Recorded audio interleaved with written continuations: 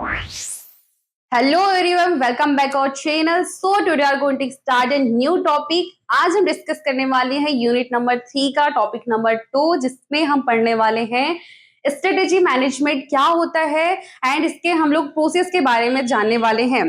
तो वीडियो को करते हैं स्टार्ट। स्ट्रेटेजी मैनेजमेंट एक्चुअल में क्या होता है?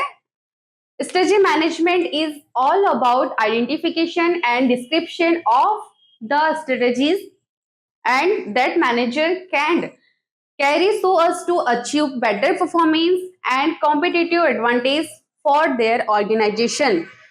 स्ट्रेटेजी मैनेजमेंट का मतलब होता है वे स्ट्रेटेजीज को पहचानना, आइडेंटिफिकेशन करना या डिस्क्रिप्शंस मतलब विवरण करना जिन्हें मैनेजर कैरी करके अपने ऑर्गेनाइजेशन में बेटर परफॉर्मेंस कर सके एंड कॉम्पिटिटिव एडवांटेज को क्या कर सके, गेन कर सके।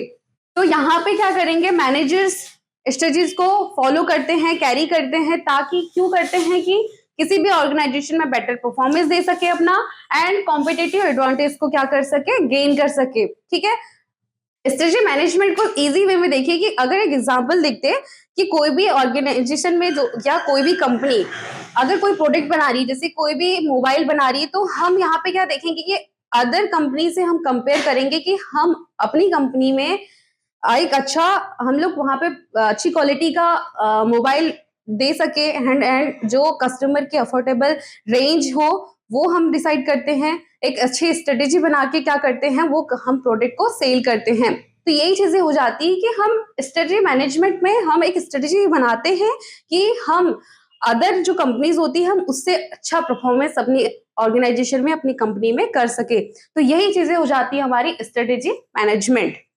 ठीक है, आई होप आप लोगों को स्ट्रेटेजी मैनेजमेंट समझ आया होगा। अब हम देखेंगे स्ट्रेटेजी मैनेजमेंट प्रोसेस देखेंगे। स्ट्रेटेजी मैनेजमेंट प्रोसेस क्या क्या चीजें ये प्रोसेस को अप्लाई करती है, ये चीज देखने वाले हैं। तो फर्स्ट हमारा यहाँ पे जो प्रोसेस हो जाता है इन्वायरमेंटल स्कैनिंग।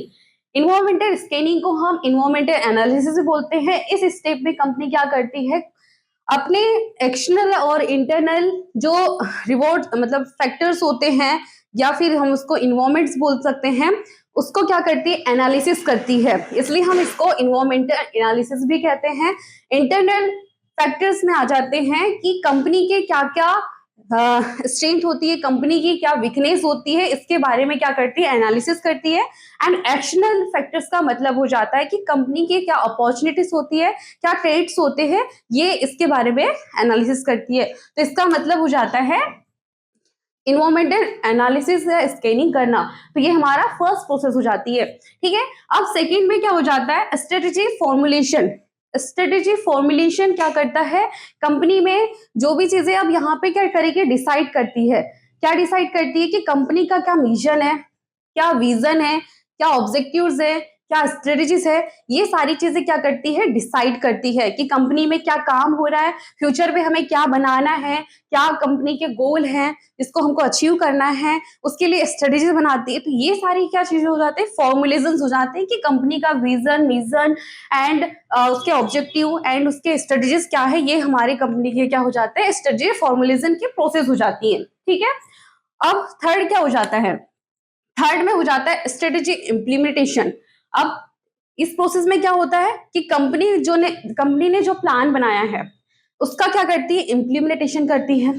अब इसका मतलब हो जाता है कि कंपनी जो भी प्लान बनाएगी तो उसको क्या करेगी, एक्शन में क्या करती है, कन्वर्ट करती है। कि जैसे कंपनी ने कोई रिवॉर्ड्स अलोकेट किया है तो वो क्या करती है, कंपनी एक्सेस कर देती है।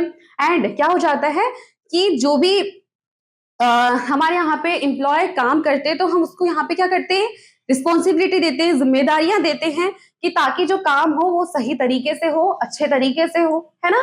एंड क्या हो जाता है यहाँ पे हम जो भी या फिर एक पॉलिसीज भी बनाते हैं हम यहाँ पे, जो भी कंपनी के प्रति जो रिगार्डिंग उसके हम लोग पॉलिसीज बनाते हैं। तो इसमें क्या हो जाता है, हम इसका मतलब हो जाता है कि जो भी प्लान करेंगे हम उसको क्या करते हैं, एक्शन में कन्वर्ट कर देते हैं।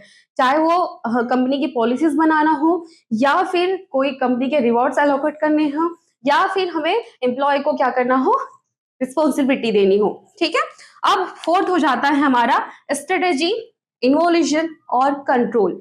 इसमें अब क्या करते हैं, कंपनी क्या करती है, चेक करती है कि जो भी हमने कंपनी के प्रति जो स्ट्रेटेजीज बनाई हैं, जो भी हम लोगों ने गोल बनाए हैं वो हमें अचीव हुए या नहीं हुए, या फिर जो भी कमियां हैं उसको हमें क्या करना है, यहाँ पे पूरी होती है। इट्स मतलब कि जो भी चीज की जरूरत होती है ना, तो यहाँ पे हम क्या करते हैं, पूरी करते हैं।